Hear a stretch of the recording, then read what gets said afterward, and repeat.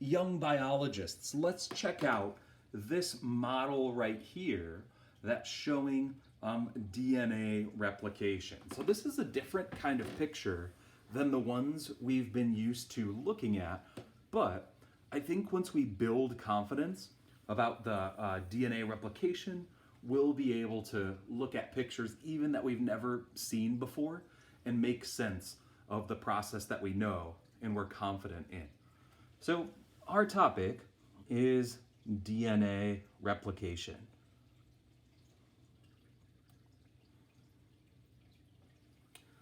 The essential question for this lesson is, how does DNA copy itself? But not only how does DNA copy itself, but how does DNA copy itself exactly to pass its information on?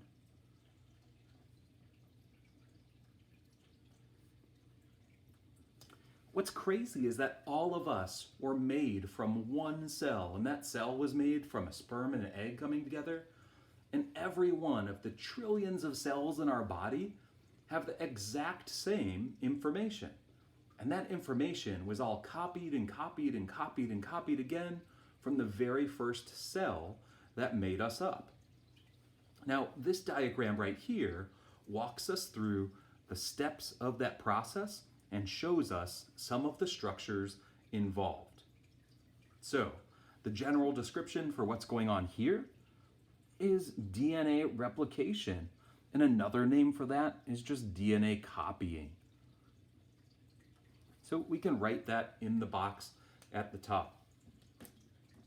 Now, we've taken notes on the steps of this process before, so I'm just going to write the steps of that process in here. First, remember that helicase unwinds and unzips the DNA, the original DNA strands. The helicase unwinding and unzipping the DNA creates a space for our next enzyme called DNA polymerase. Now these boxes are pretty small, so I'm going to use my abbreviation. DNA Pol uses old DNA as a template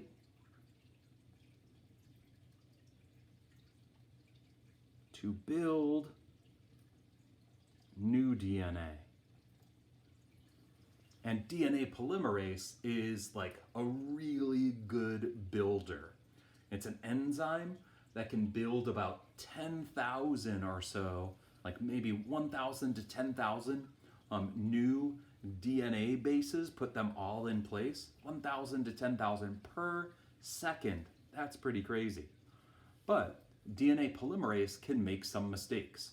And at the end, we want our DNA to be copied as exactly as possible. So our last step involves some spell checker enzymes. Spell checker enzymes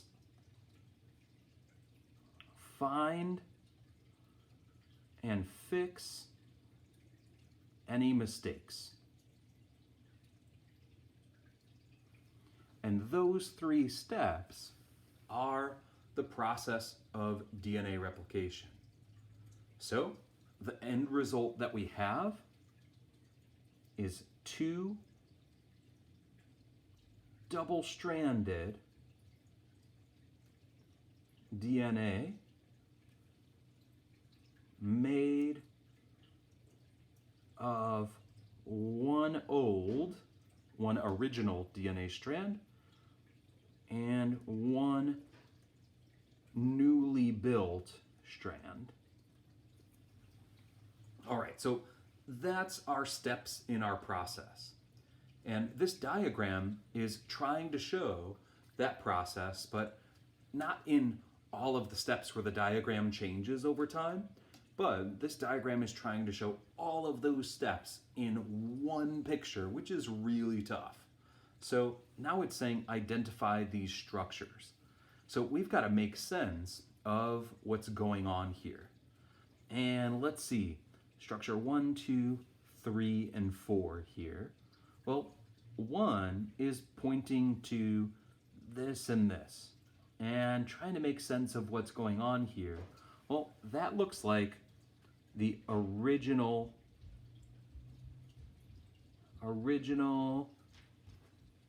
DNA strands. The old strands, we could call those the template strands that are being copied. Second, we look at here and it's pointing to one of the monomers, one of the building blocks. And we know with DNA that the building blocks are called nucleotides. So I'm going to write nucleotide, monomer, building blocks.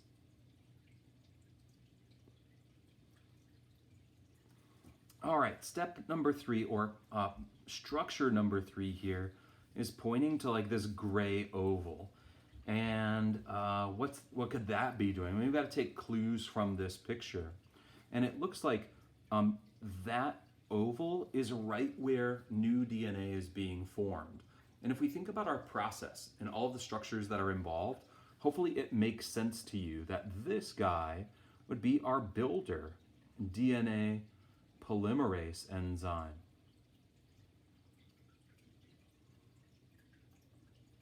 That's our builder. And finally, arrow number 4 is pointing to this darker DNA strand. So what could that be? That's the strand that's incomplete. And so this gray strand is our newly built DNA strands. And in fact, they're so newly built that they're not even done yet. So, being able to make sense of a diagram like this that we've never seen before is at the heart of our Skill A, models and representations, that we've been working on all year long. This is another practice of a process that hopefully we're familiar with now, and a diagram that we're not so familiar with. I hope this practice was helpful.